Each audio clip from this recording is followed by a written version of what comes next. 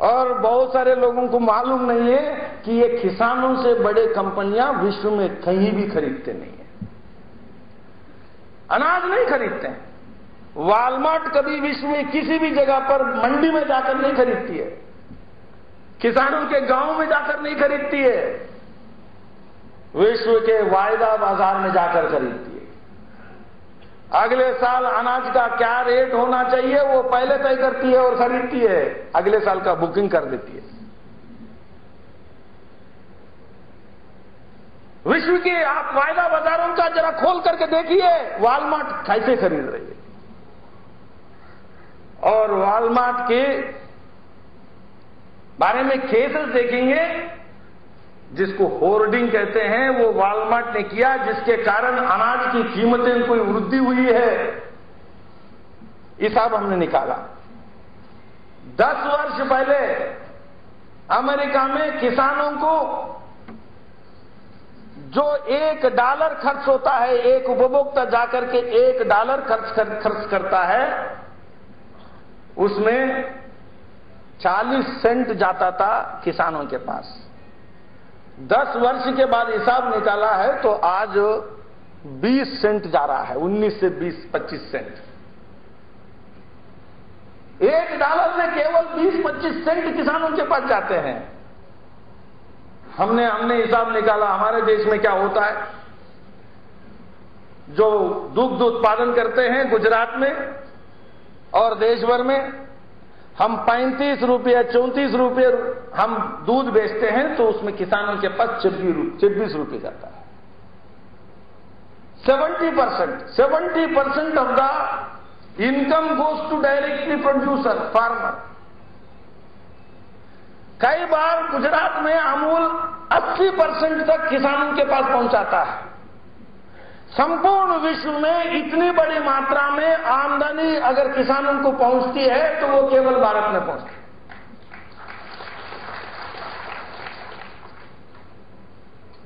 Milk में 38% share in America it goes to farmer. United Kingdom 36% of the income it goes to farmer milk production में। जो देश जहां पर Walmart और ऑर्गेनाइज्ड रिटेल ट्रेड है वहां पर 36%, 38% है, हमारे देश में आज 70%, 80% इनकम फार्मर्स के पास जाता है दुग्ध उत्पादन में। सबने हमने हिसाब देखा, लगभग रिटेल ट्रेड जो हम खरीदते हैं वॉलमार्ट से, सामान का हिसाब निकाल करके देखा, उसमें किसानों के पास कितना जाता है तो 5% टोटल की उस हिस्से में किसान के पास जाता है।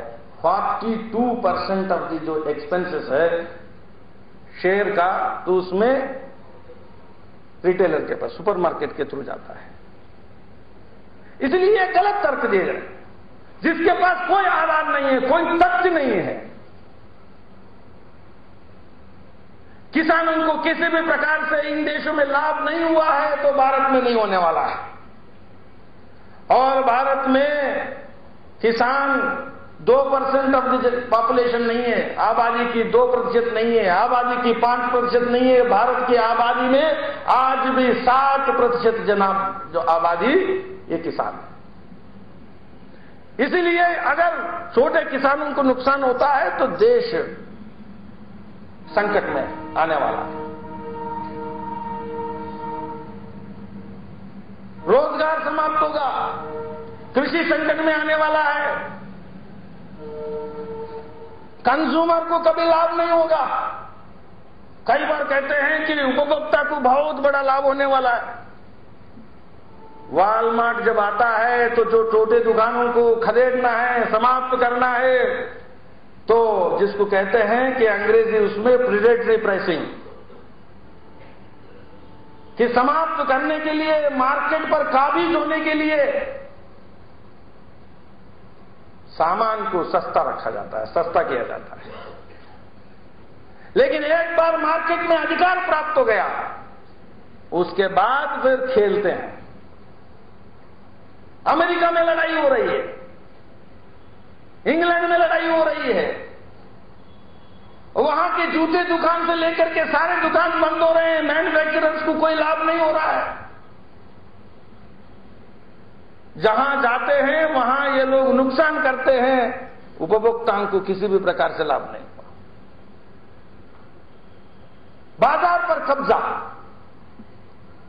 और एक बार बाजार पर कब्जा करने के बाद फिर जिसको प्राइस डिटर्मिनेशन, प्राइस को तय करने का अधिकार, ये लोग 4 कंपनियां 5 कंपनियां अपने दुकान चेन्स के माध्यम से चलाते हैं, और उपभोक्ता को कोई कहने का अधिकार नहीं होता, कोई विकल्प नहीं होता है, दुकान यही होता है, जाना ही पड़ता है, अनिवार्यता बनती है। आज आपके पास लाखों दुकान होने के कारण एक कोने का दुकान अगर अच्छा नहीं लगता है तो दूसरे दुकान में जा सकते हो, और दूसरे दुकान अच्छा नहीं लगता है तो तीसरे दुकान में जा सकते हो, लेकिन वहां पर ऐसा स्थिति नहीं है। और एक तर्क दिया जाता है कि स्मॉल स्केल इंडस्ट्री, मैन्युफैक्चरर्स को लाभ होगा, और 30% हम यहां के लघु उद्योगों के लेंगे। आज ऑलरेडी हमारे देश के रिटेल जो मैन्युफैक्चरर्स के सोर्स करता है 35%। भारत की खुदरा व्यापार आज भी, जिसको कहते हैं लघु उद्योगों से जो लेते हैं सामान, वो 35% टोटल लेता है। हमें कोई मुनाफा नहीं होने वाला है, कोई लाभ नहीं होने वाला है। कई बार ऐसा होता है कि हमारे देश के छोटे उद्योगों के साथ अन्याय होगा, क्योंकि वो चीन से लेंगे, वो इंडोनेशिया से लेंगे, वो कोई और देश से लेंगे, बांग्लादेश से लेंगे। कोई जरूरी नहीं है, अनिवार्य शर्त नहीं है यहीं से लेना है। और जो शर्त इसमें रखा गया है, इस शर्त में 5 साल में खरीदना है, 5 साल में 30% जो शर्त रखा है, अंतिम 5th ईयर। और इसमें भी यह बताया गया कि सर्टिफिकेशन सेल्फ सर्टिफिकेशन है, कोई एग्जामिनर नहीं है, कोई चेक करने वाला नहीं है बाहर से। इसलिए दोषपूर्ण एक नीति को इस देश में लागू करने का तय किया, और प्रधानमंत्री कहते हैं कि राज्य सरकार के पास यह अधिकार देना चाहिए। देश के जो केंद्रीय सरकार है वो 82 द्विपक्षीय वाणिज्य संबंध एग्रीमेंट्स कर चुके हैं। हमारे देश में कोई भी इन्वेस्ट करेगा, हम नेशनल ट्रीटमेंट देंगे, तो आपको रोकने का कोई अधिकार नहीं होगा। कोई उत्तर प्रदेश में खोलने के बाद सामान राजस्थान से लेगा, राजस्थान से खोलने के बाद कोई सामान पंजाब से लेगा, इसको रोकना संभव नहीं है। तो पार्लियामेंट में इन्होंने कहा था कि हम इस निर्णय को सारे सरकारों से पूछेंगे, राज्य सरकारों से पूछ के करेंगे। और उन्होंने ये भी वादा किया है कि राजनीतिक पार्टियों के नेतृत्व से हम पूछ के करेंगे। प्रणब मुखर्जी ने पार्लियामेंट में कहा था। और अभी आप देखेंगे खोल के तो राज्य सरकार किसने स्वागत किया है, तो एक दादरा नगर हवेली, दीव दमन, जम्मू कश्मीर, कहीं मेघालय, ऐसे प्रांत हैं जहां पर कोई 10 लाख की आबादी के शहर नहीं है। आपने जो कानून बनाया, जो शर्त तय किया है 10 लाख के शहर होना अनिवार्य है इसको खोलने के लिए, ऐसे 10 लाख की शहर नहीं है, ऐसे कई राज्य हैं। देश की आबादी में केवल 30% सरकारों ने कहा कि हमें चाहिए, वॉलमार्ट चाहिए। 70% राज्य सरकारों ने विरोध किया, और पार्लियामेंट में वादा करने के बाद यह सरकार ने पार्लियामेंट के साथ धोखा किया, संसद के साथ धोखा किया। और यह राजनीतिक निर्णय है। कई बार देखने में आता है कि कांग्रेस जो निर्णय करती है उसको देख मिलता है कि उनको देशी संसाधनों पर, देशी क्षमताओं पर विश्वास नहीं है। उनको हमेशा विदेशी क्षमताओं पर विश्वास ज्यादा हो जाता है। कांग्रेस पार्टी यानी विदेशी क्षमता है, विदेशी लोगों के लिए, विदेशी कंपनियों के लिए। देश के व्यापारियों के साथ उनका कोई सरोकार नहीं है, कोई संबंध नहीं है। छोटे किसानों के साथ उसका कोई संबंध नहीं है। ये निर्णय आज संपूर्ण देश में सभी संगठन कर रहे हैं। देश के व्यापारी संगठन बड़े सीआईआई छोड़कर, फिक्की छोड़ दें, एसोचैम छोड़ दें, जो छोटे व्यापारियों के संगठन हैं वे सारे लोग विरोध कर रहे हैं, आज सड़क पर है, आज लड़ाई लड़ रहे हैं और ये अस्तित्व की लड़ाई है। और मैं एक बात कहना चाहूंगा कि इस लड़ाई में देश के हमारी जो लाइफस्टाइल है, जीवन पद्धति है, उसके साथ जुड़ा हुआ संबंध है। केवल ये व्यापारियों की लड़ाई नहीं, हमारे बचत के साथ जुड़ा हुआ लड़ाई है।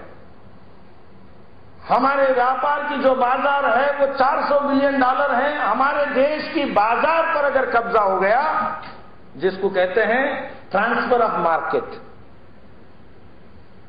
जिसके मार्केट पर कब्जा होती है उसके उत्पादन तंत्र पर भी कब्जा हो जाता है। उत्पादन तंत्र को प्रभावित करने का अगर मौका चाहिए तो उसको बाजार पर काबू होना चाहिए। और हमारे बाजार, इसके बदले में सरकार विश्व से, अमेरिका से क्या मांगा? कुछ नहीं मांगा। हमने इस बाजार को अनुमति दे रहे हैं, गेट खोल रहे हैं, लेकिन बदले में भारत को आप क्या दोगे? कुछ नहीं दिया गया। और एक बेतुकी तर्क देते हैं कि कीमतों में नियंत्रण आएगा, और यह भी बताते हैं कि फिजिकल डेफिसिट कम होगा, और यह भी बताते हैं कि इन्फ्लेशन कम होगा। भारत सरकार इन्फ्लेशन कम नहीं कर सकती है और वॉलमार्ट इन्फ्लेशन कम करेगा।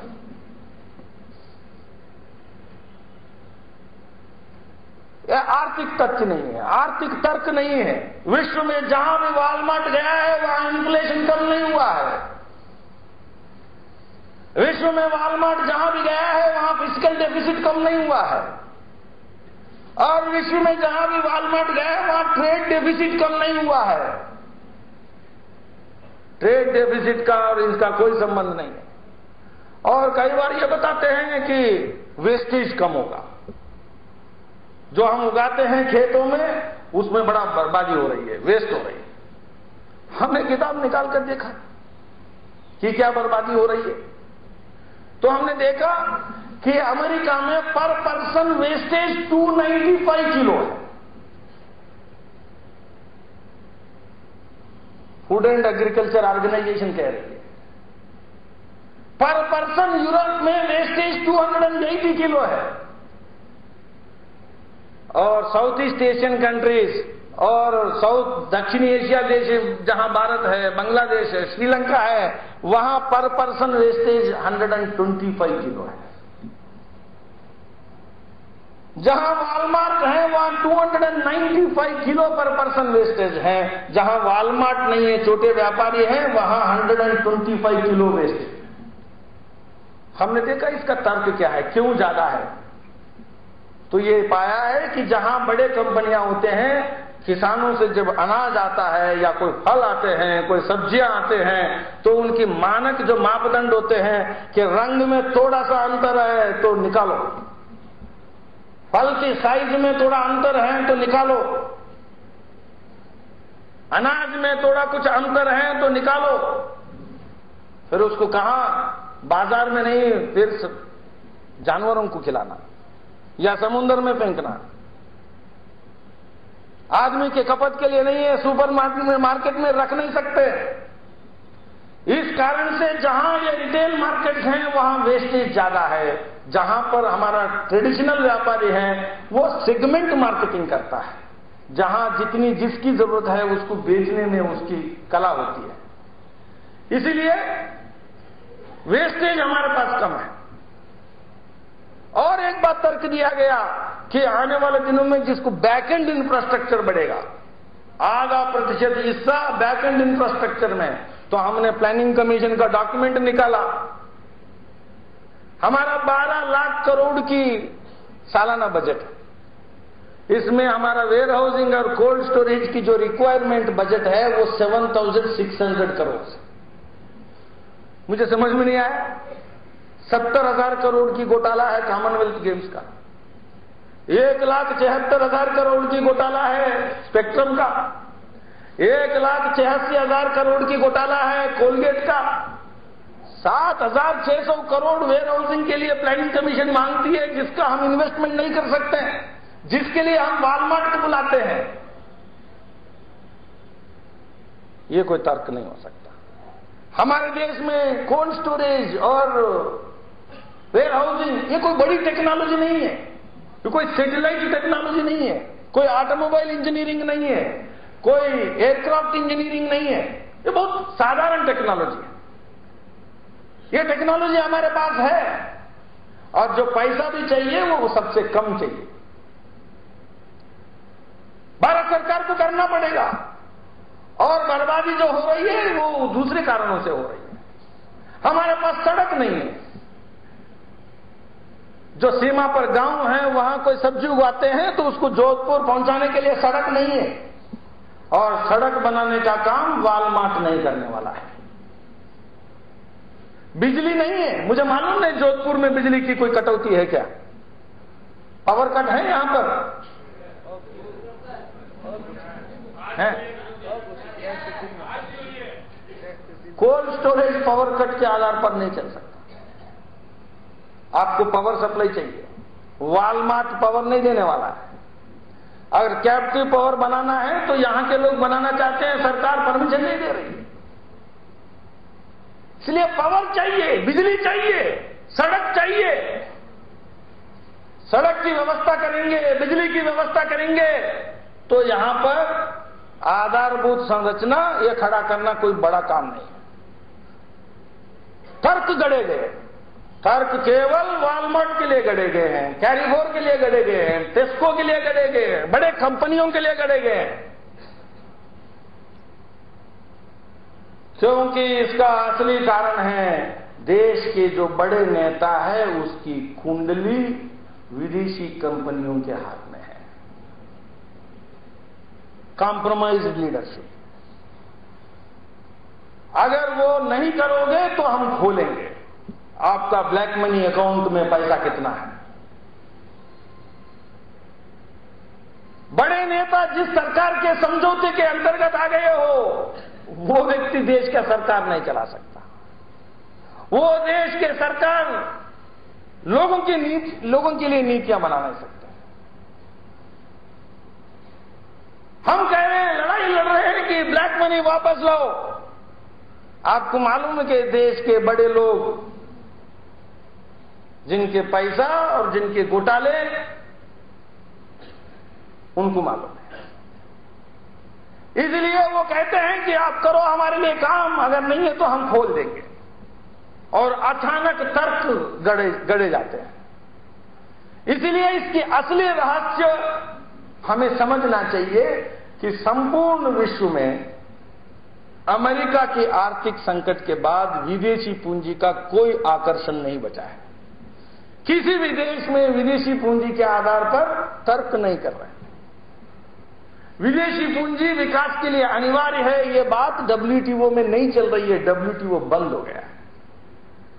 मैं जोधपुर नहीं आया हूं, WTO चल रही है, इसको देश को बचाओ, पहले आता था।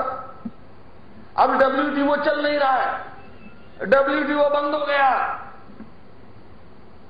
विदेशी पूंजी के बारे में बात नहीं हो रही है, विश्व भर में ये बात हो रही है।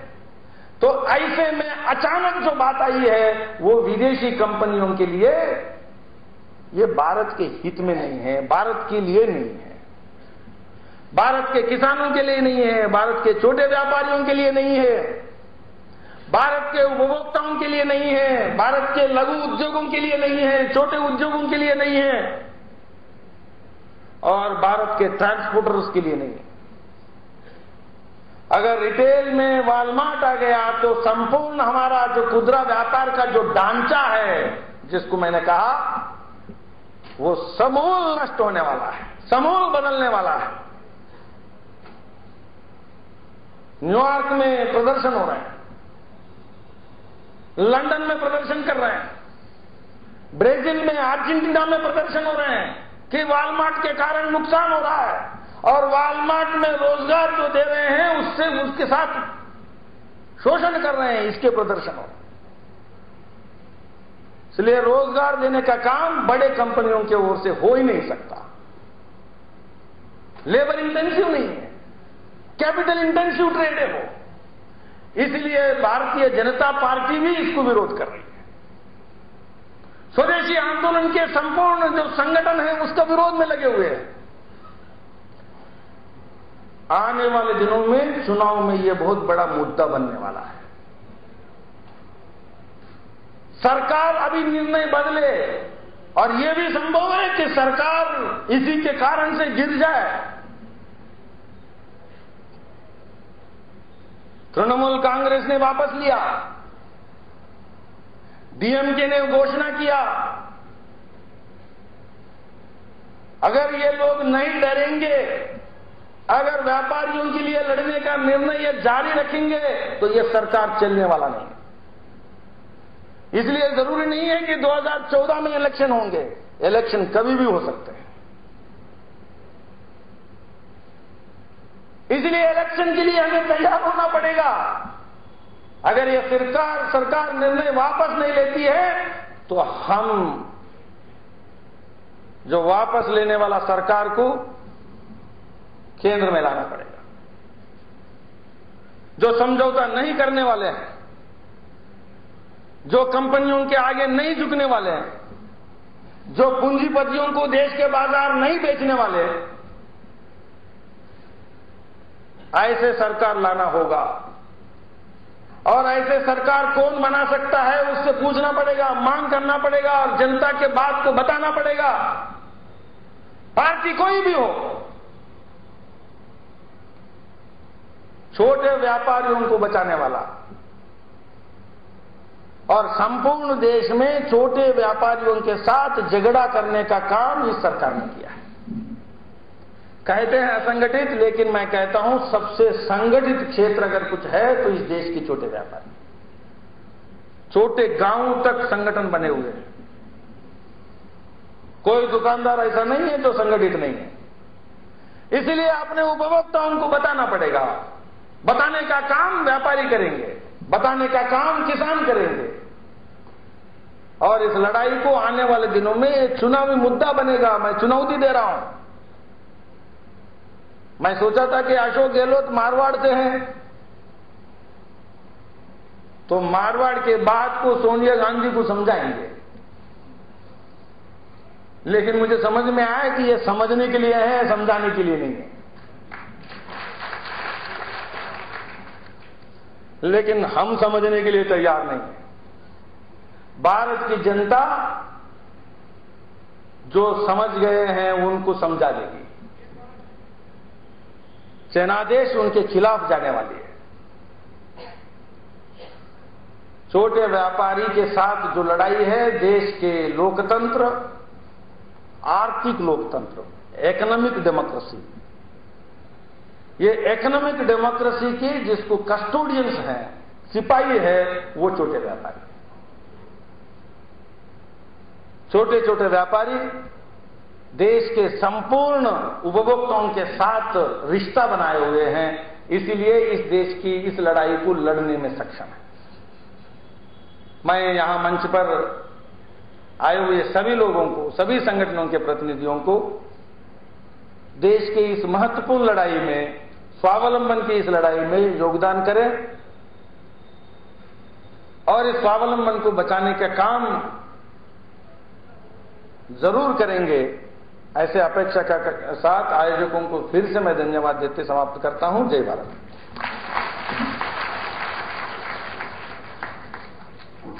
बहुत बहुत धन्यवाद माननीय मुरलीधर जी राव। आपने इस विदेशियों के सामने घुटना टेक सरकार की नीतियों को तार तार हमारे सामने खोला और एक बदलाव का आह्वान किया।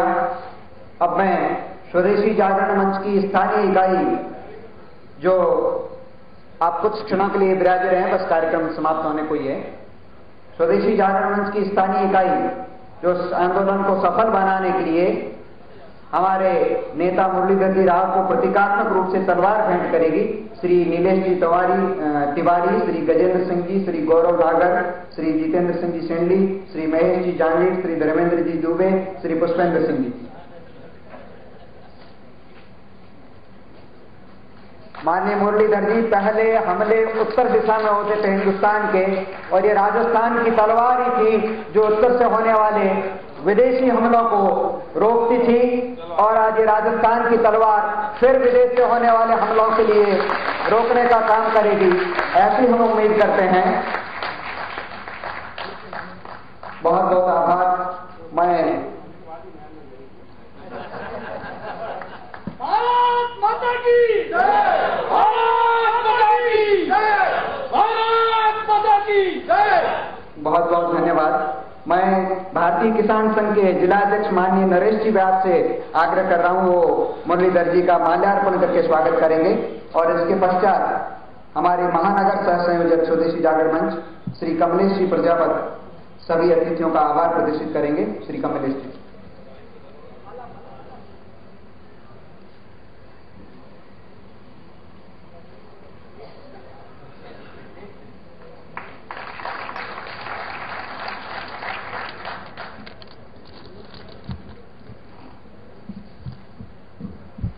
सम्मेलन के अध्यक्ष जी, माननीय श्री मुरलीधर जी राव, सम्मानित मंच एवं जोधपुर के विभिन्न संगठनों के पदाधिकारी एवं प्रत्यक्ष एवं परोक्ष रूप से जुड़े हुए सभी बंधुओं का